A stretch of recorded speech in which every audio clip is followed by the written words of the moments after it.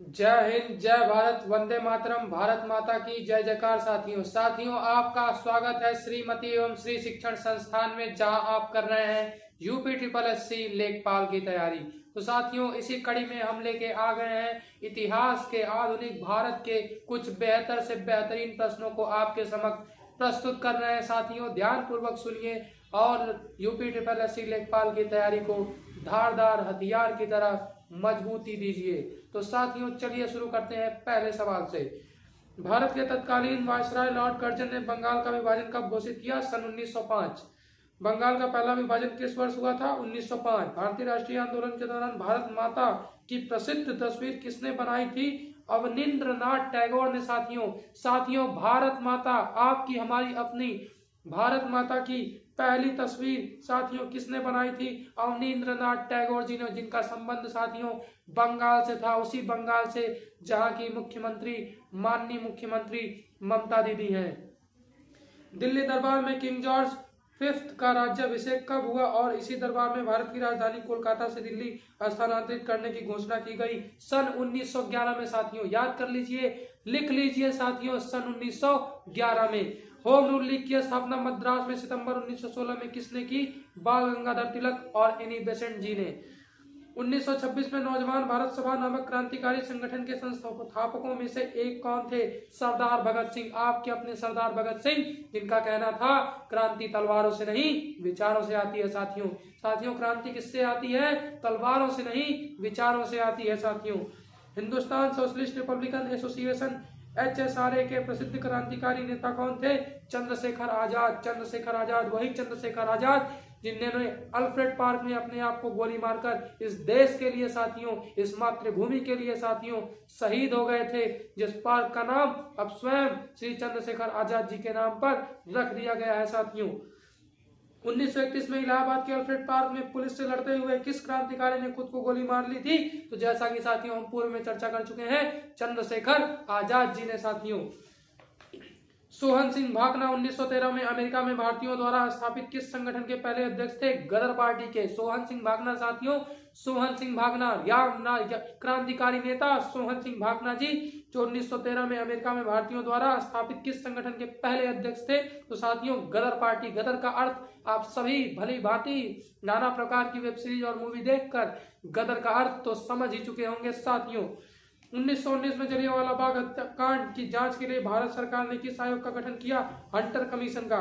ऐतिहासिक स्थल चौरी चौरा किस राज्य में स्थित है? हमारे अपने उत्तर प्रदेश में ही। साथियों चौरी चौरा का स्थल गोरखपुर में, जहां से बाबा आदित्यनाथ योगी जी, जो कि हमारे प्रदेश के माननीय मुख्यमंत्री हैं, आते हैं, उसी प्रदेश में साथियों चौरी चौरा स्थित है। साथियों चौरी चौरा की घटना किस वर्ष हुई? सन 1922 में। साथियों चौरी चौरा की घटना को मैं विस्तार से कुछ यूं बताने का प्रयास करता हूं। साथियों क्रांतिकारियों का जुलूस जा रहा था। साथियों पुलिस वालों ने, तत्कालीन अंग्रेजों की जो पुलिस थी, उसने व्यवधान उत्पन्न करने की कोशिश की, संघर्ष हुआ और पूरा थाना ही फूंक दिया गया था। साथियों क्रांतिकारियों के द्वारा पूरा का पूरा थाना ही फूंक दिया गया था। साथियों अली भाइयों शौकत अली और मोहम्मद अली ने भारत में किस आंदोलन का नेतृत्व किया?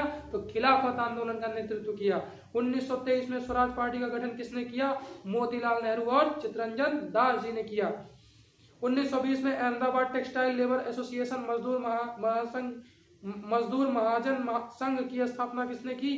अनासुईया साराभाई जी ने की थी। तो साथियों फिर से इस सवाल पे हम चर्चा करते हैं, क्योंकि इस सवाल में कुछ यूनिकनेस यानी कि कुछ एकात्मकता दिख रही है। साथियों तो इस सवाल को हम फिर से चर्चा करते हैं। 1920 में अहमदाबाद टेक्सटाइल लेबर एसोसिएशन मजदूर महाजन संघ की स्थापना किसने की? अनासुईया साराभाई जी ने की।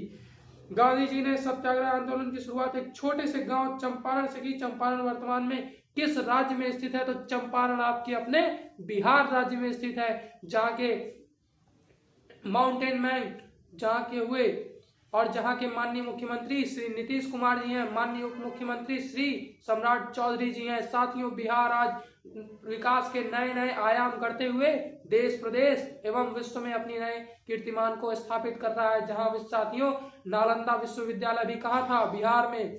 बौद्ध धर्म की स्थापना कहाँ हुई? बिहार में। जैन धर्म की स्थापना कहाँ हुई? बिहार में। मौर्य साम्राज्य का गढ़ कहाँ था? बिहार में। तो साथियों बिहार एक वैभवशाली इतिहास के साथ आगे बढ़ रहा है। साथियों कौन सा आंदोलन सविनय अवज्ञा आंदोलन के नाम से भी जाना जाता है? दांडी यात्रा को हम सविनय अवज्ञा आंदोलन के नाम से भी जानते हैं साथियों। अगला सवाल की ओर बढ़ते हैं। आज हम 25 सवाल आधुनिक भारत के साथियों कंप्लीट करेंगे। सिर्फ मात्र 7 से 8 मिनट में 25 सवाल अगर हम इसे 5 से 6 बार सुनते हैं साथियों तो आपको कंठस्थ हो जाएंगे और आप लेखपाल में अपनी एक सीट पक्की करा लेंगे साथियों। 1930 में ब्रिटिश नमक उत्पादन के एकाधिकार के खिलाफ कौन सा अहिंसक विरोध प्रदर्शन किया गया? दांडी यात्रा। दांडी यात्रा क्यों की गई साथियों? ब्रिटिशर्स ने नमक पर कर्ज इतना ज्यादा, नमक पर टैक्स इतना ज्यादा बढ़ा दिया था कि भारतीयों वो सोचे कि भारतीय बिना नमक के खाना कैसे खाएंगे। तो गांधी जी ने क्या किया साथियों? दांडी यात्रा निकालकर अंग्रेजों के घमंड को चूर चूर कर दिया साथियों। पूना पैक्ट महात्मा गांधी और डॉक्टर B.R. अम्बेडकर, बाबा साहब B.R. अम्बेडकर के मध्य हस्ताक्षरित हुआ था साथियों। 1932 में पूना पैक्ट हुआ था साथियों। महात्मा गांधी और हमारे अपने सबके दिलों के पर राज करने वाले बाबा साहब भीमराव अंबेडकर जी के मध्य ये साइन हुआ था साथियों। सुभाष चंद्र बोस जी ने आजाद हिंद फौज की स्थापना किस वर्ष की थी? तो 1943 में आजाद हिंद फौज की स्थापना हमारे नेताजी सुभाष चंद्र बोस जी ने की थी। भारत छोड़ो आंदोलन 1942 में महात्मा गांधी द्वारा दिए गए किस नारे के साथ शुरू हुआ था? करो या मरो साथियों। वर्तमान में भी यही स्थिति है। अगर आपको लेखपाल में अपनी एक सीट पक्की करानी है तो करो या मरो के नारे के साथ आपको या तो पढ़ना होगा या तो अन्य गतिविधियों पर ध्यान देना होगा। अब ये आपको तय करना है कि आप अन्य गतिविधियों पर ध्यान देंगे या पढ़ाई पर मन लगा के अपने माता पिता का नाम और भी गर्व से ऊंचा कर देंगे साथियों। अगले सवाल 22वें नंबर सवाल पर हम बढ़ते हैं साथियों। कौन सी घटना कलकत्ता नरसंहार, कलकत्ता मैसेकर के नाम से जानी जाती है? डायरेक्ट एक्शन डे साथियों। डायरेक्ट एक्शन डे वो काला दिन था जिस दिन कई हिंदू मुस्लिम भाई आपस में कटकर मर गए थे, क्योंकि जिन्ना नहीं चाहता था कि भारत में एकता बनी रहे। उस एकता को तोड़ने के लिए जिन्ना ने मुस्लिम लीग की स्थापना की। आज हम आप सभी मिलकर एक नए भारत, एक विकसित भारत माननीय प्रधानमंत्री श्री नरेंद्र दामोदर दास मोदी जी के नेतृत्व में स्थापित करेंगे साथियों। 1947 और 2047 तक साथियों हमें विकसित भारत का निर्माण करके ही रहना है साथियों। दम नहीं लेना है जब तक कि 2047 तक भारत विकसित भारत न बन जाए साथियों।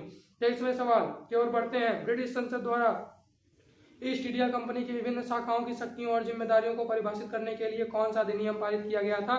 रेगुलेटिंग एक्ट 1973 साथियों फिर से सुनिए। ब्रिटिश संसद द्वारा ईस्ट इंडिया कंपनी की विभिन्न शाखाओं की शक्तियों और जिम्मेदारियों को परिभाषित करने के लिए कौन सा अधिनियम पारित किया गया था? Regulating act 1773। East India company अधिनियम 1813 को किस नाम से भी जाना जाता है? चार्टर एक्ट के नाम से। तो साथियों ईस्ट इंडिया कंपनी अधिनियम 1813 को किस नाम से भी जाना जाता है? चार्टर एक्ट के नाम से जाना जाता है। 25वां सवाल और अंतिम सवाल साथियों, इसी के साथ इस अहम सवालों की कड़ी को समाप्त करेंगे साथियों। किस अधिनियम को जवाहरलाल नेहरू जी ने गुलामी का नया चार्टर कहा था? भारत सरकार अधिनियम 1935 को। साथियों भारत सरकार अधिनियम 1935 की खासियत यह है कि संविधान के कई प्रावधान डायरेक्ट टू डायरेक्ट भारत सरकार अधिनियम 1935 से ले लिए गए थे साथियों। फिलहाल इस वीडियो में साथियों इतना ही। आपने इतना धैर्यपूर्वक श्रीमती एवं श्री शिक्षण संस्थान द्वारा संचालित वीडियो को सुना, समझा, पढ़ा, सीखा और अपने जीवन में उतारा, इस हेतु आप और मैं दोनों लोग बधाई के पात्र हैं। आप इसलिए बधाई के पात्र हैं क्योंकि आप सुन रहे हैं और मैं इसलिए बधाई का पात्र हूँ कि मैं श्रीमती एवं श्री शिक्षण संस्थान के मूल्यों और आदर्शों को आप तक पहुंचा पा रहा हूं साथियों। तो साथियों जय हिंद, जय भारत, वंदे मातरम, भारत माता की जय जयकार साथियों। मुलाकात होती है अगले वीडियो में। तब तक स्वस्थ रहिए, मस्त रहिए, मुस्कुराते रहिए साथियों। जय हिंद, जय भारत।